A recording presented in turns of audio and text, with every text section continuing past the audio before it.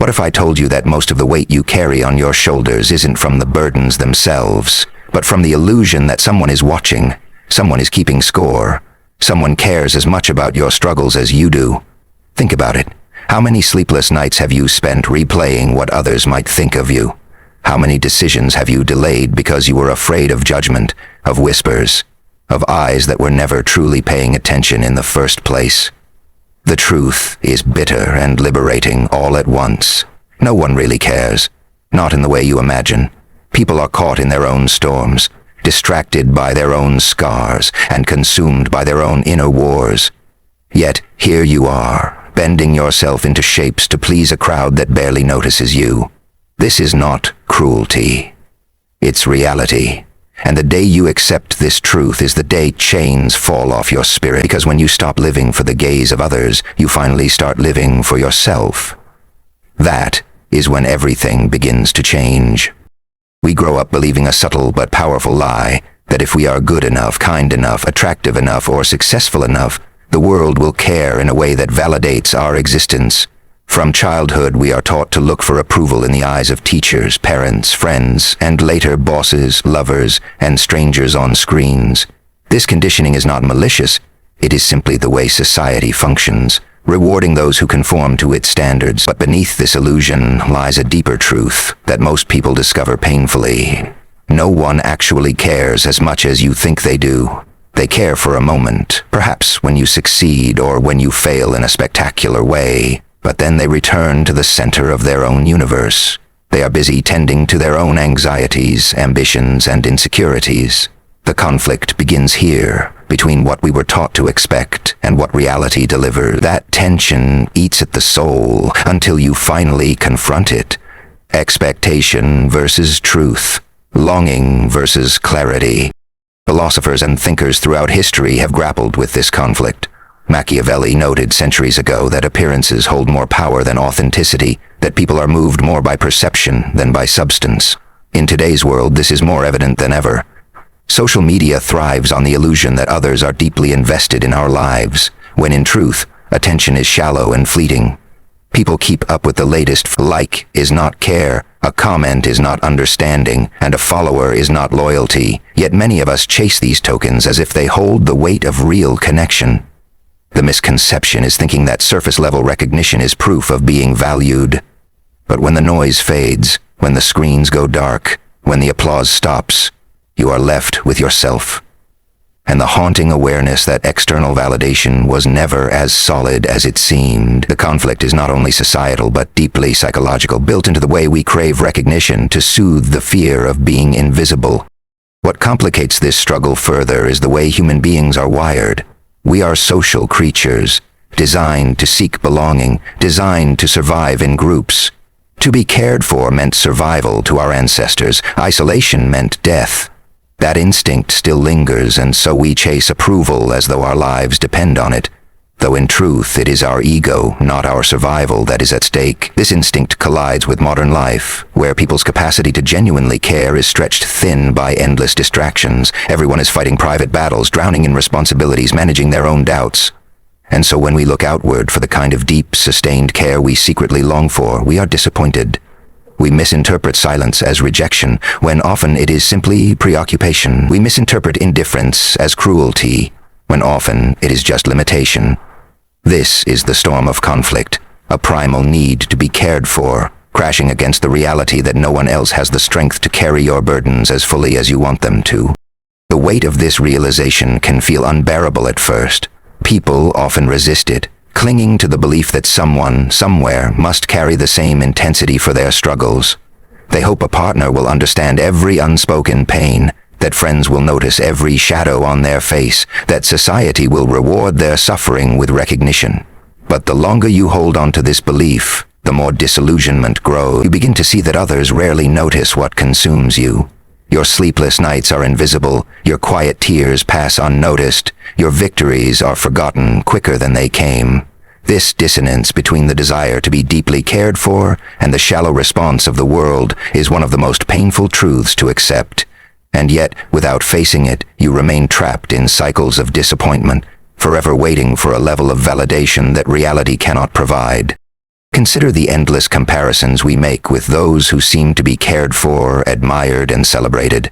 We see celebrities showered with attention, influences adored by millions, leaders followed by crowds, and we imagine that they must feel cared for in a way that we do not. But even at the top, the conflict persists. Attention is not care. Admiration is not intimacy. History is filled with powerful, famous, and wealthy individuals who confessed to deep loneliness, realizing that the spotlight illuminated them but did not warm them. The misconception persists because we confuse visibility with value. We think being seen by many equates to being cared for deeply, but the two are not the same. Visibility magnifies the illusion, while care requires something much rarer: presence, attention, and sacrifice. And most people, consumed by their own worlds, cannot give that consistently.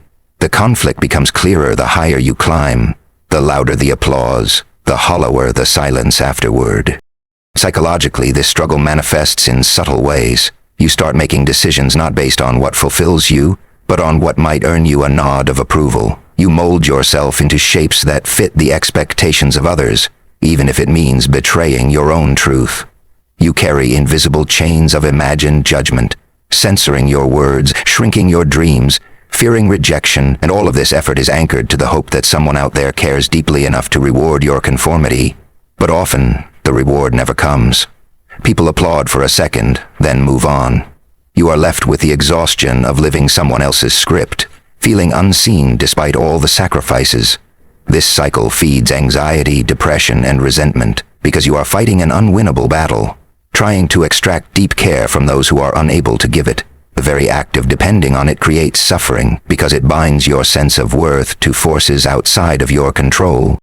The conflict, then, is not simply external. It is an inner war between longing and acceptance. One part of you still aches to be cared for, to be understood without words, to be carried when you are tired. Another part of you knows this longing often leads only to disappointment. This duality is exhausting. It is the whisper inside you that says, if they truly cared, they would notice, battling the harsher truth that says they are too busy surviving their own storms to notice yours. This is the knife's edge we all walk. The yearning for unconditional care versus the clarity that you are your own keeper. It is not an easy truth to embrace, and that is why many avoid it, preferring illusions to liberation. But in the end, it is only by confronting this conflict, by seeing it as it is, that you open the doorway to something stronger than care from others. The strength to care for yourself. There are moments everyone knows but rarely admits out loud. The nights staring at the ceiling, phone in hand, waiting for a message that never comes. You rehearse what you'll say, you check the screen again and again, but silence answers every time. It hurts more than words can describe, because the silence feels like proof that you don't matter as much as you hoped you did. The struggle here is universal. We've all been the person longing to be remembered, to be reached out to be seen without having to ask for it. And when it doesn't happen, it cuts deeper than outright rejection, because indifference has no clear enemy to fight. It's just emptiness. That emptiness whispers the thought you don't want to believe. Maybe no one cares as much as you think they should. Think of how often you've given everything to someone, your time, your energy, your compassion, only to find yourself standing alone when you needed them most. It's not always malicious. People forget. They are distracted. They tell themselves they'll check in later, but later never comes. To you, it feels like abandonment. To them, it was just another day slipping past. This disconnect creates quiet wounds, the kind no one apologizes for, because they don't even know they caused them. That's the cruelty of it. Not intentional betrayal, but casual neglect. These wounds pile up, leaving you hesitant to trust, reluctant to give, afraid that the care you pour out will always evaporate into nothing. It feels like pouring water into a cracked vessel, endlessly emptying yourself with nothing left to hold. Sometimes the struggle is more subtle. You might share your dreams with someone, only to notice their eyes glaze over, their attention drifting elsewhere. Or you reveal a pain that's been eating at you for months, and their response is a distracted, "You'll be fine," before changing the subject. These moments sting because they remind you that what is monumental to you may be trivial to others. Your mountain is their pebble. The things you replay endlessly in your mind may not even register in theirs. And yet, because you are human, because you long for acknowledgement, their indifference feels like invalidation. It tells you silently that maybe your pain isn't worth attention, maybe your dreams aren't worth belief. Over time, these small dismissals accumulate into heavy shadows that follow you everywhere. The irony is that many of us are guilty of the same. We miss the signs in others, fail to notice the trembling voice, the tired eyes, the words unsaid. In our own storms, we overlook theirs and the cycle repeats endlessly. Everyone silently waiting to be cared for, while everyone else is too consumed to provide it. This is one of life's most relatable struggles. The mutual blindness of people who all want the same thing, but rarely have the capacity to give it. It creates a world where everyone feels alone in a crowded room, where loneliness doesn't come from absence but from being unseen by those right beside you. The tragedy is not that no one cares at all, but that no one cares in the way you wish they did, in the depth and constancy you crave. Even in moments of triumph, the struggle shows itself. You achieve something meaningful, graduate, get promoted, finally conquer a long-standing fear, and the congratulations are fleeting, shallow. People cheer for a day, maybe a week, then move on. You're left realizing that your victory, which felt life-changing to you, barely registered on their radar. And in failure, the same pattern repeats. You might fall apart inside, yet the world doesn't pause. The bills keep coming, deadlines keep approaching. Life marches forward as though your private collapse doesn't matter. And it hurts because part of you wishes, even expects, that the world would pause, if only for a moment, to acknowledge your pain, but it doesn't, and it never will. This is the reality that humbles us all. The world doesn't wait for our hearts to heal. Some of the most painful struggles are the invisible ones, the depression you hide with a smile, the anxiety you cloak with forced laughter, the emptiness you cover with busyness. You secretly hope someone will notice, someone will see through the mask and reach out, but more often than not, they don't. Not because they don't care, but because they can't see through what you've hidden. And in those moments you wrestle with the feeling of being utterly alone in your battle. It is one of the harshest lessons. People cannot rescue you from a pain they don't understand or even perceive. And waiting for them to notice only prolongs the agony, keeping you tethered to the hope that salvation will come from outside when it must be cultivated within. And yet, despite the pain, there's something profoundly unifying about these struggles. Almost everyone has felt overlooked, unheard, unseen at some point in life. It is one of the quiet truths that binds humanity, the shared ache of wanting to matter more deeply than we often do. And while it wounds us, it also awakens us, because in realizing how common this struggle is, you begin to see that it is not a personal flaw, not proof that you are unworthy. It is the nature of the world itself. Everyone is swimming against their own currents. Everyone is trying to keep their head above water. The struggle, then, is not a sign of your weakness, but a mirror of our collective humanity. Fragile, distracted, longing, and imperfect. Awakening does not come like a trumpet blast or a sudden revelation. It creeps in slowly, like dawn light slipping under a closed door. At first you fight it. You cling to the belief that someone must care enough to save you, that the silence you face is just temporary, that eventually the right person will show up and fill the void. But then comes the quiet realization. Perhaps no one is coming, and perhaps that is not a tragedy, but an invitation. There is a strange strength born in that moment, when you finally stop waiting for rescue and begin to rescue yourself. It feels foreign at first, almost cruel, but then you sense the weight of dependence lifting from your shoulders. You realize that if you are willing to stand on your own, you are no longer a prisoner of other people's attention. You are free to become something stronger than you ever imagined. When the noise fades, when applause disappears, and when the world is silent, you begin to notice something else. The sound of your own heartbeat. The rhythm that was drowned out by distractions becomes louder, steadier, guiding you back to yourself. There is power in this silence. It is not the silence of neglect anymore, but the silence of awakening. You start to see that solitude is not punishment, but a classroom. It teaches you resilience, patience, and the art of being whole without needing an audience. It is in this silence that you meet yourself for the first time. Not the self shaped by others' opinions, but the self that exists when no one is watching. That meeting is not always easy. Sometimes you find scars you've ignored, wounds you've hidden, parts of yourself you've abandoned. But in facing them, you also uncover the strength to heal them.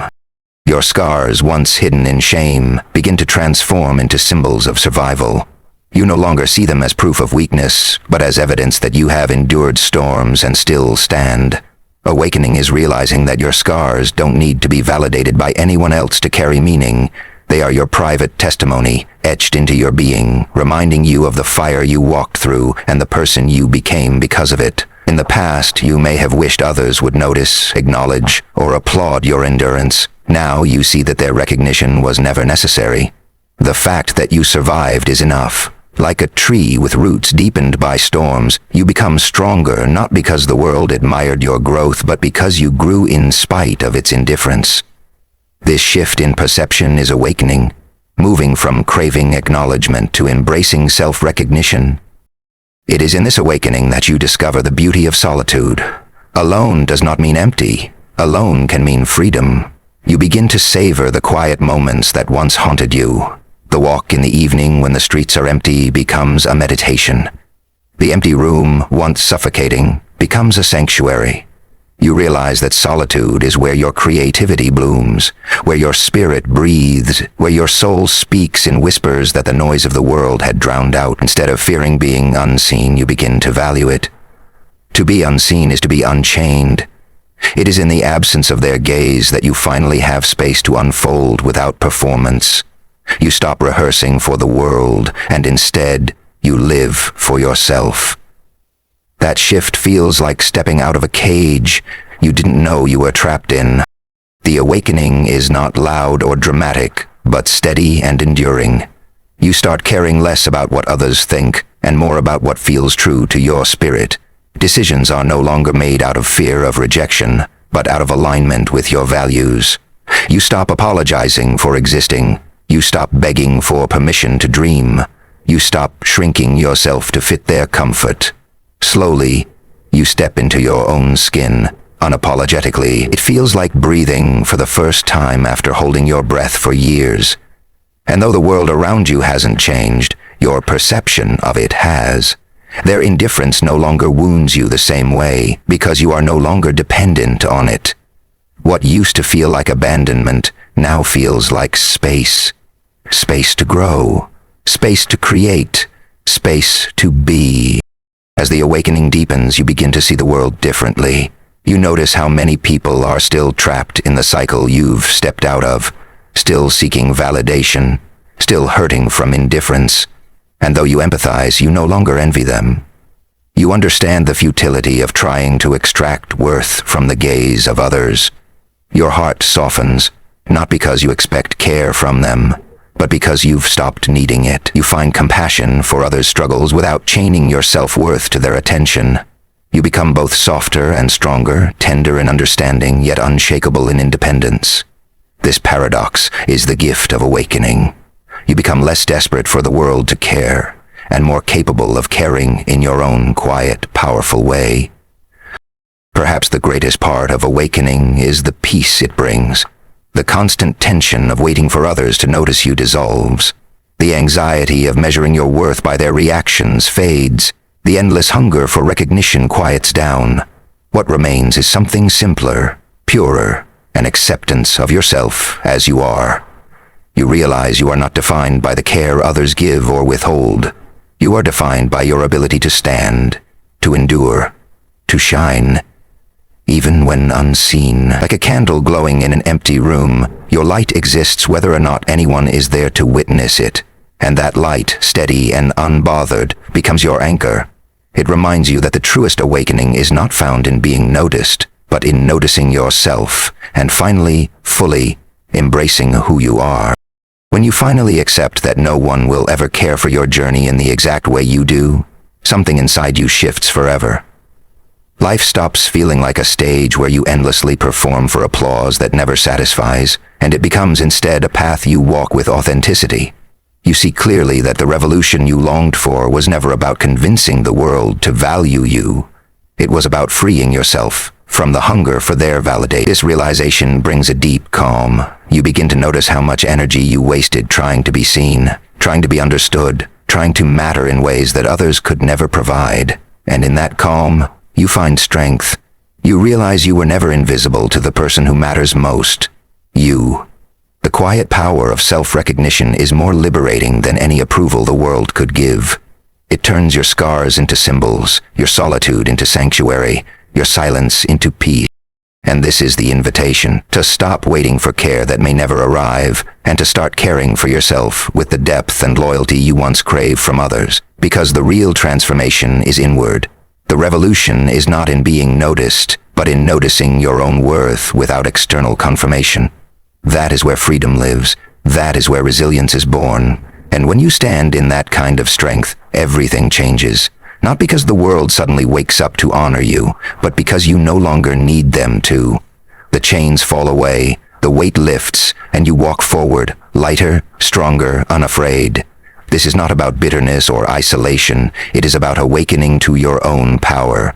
So let the world remain distracted. Let them look away. You are no longer defined by whether they care. You are defined by the fact that you do. And from that, everything else begins.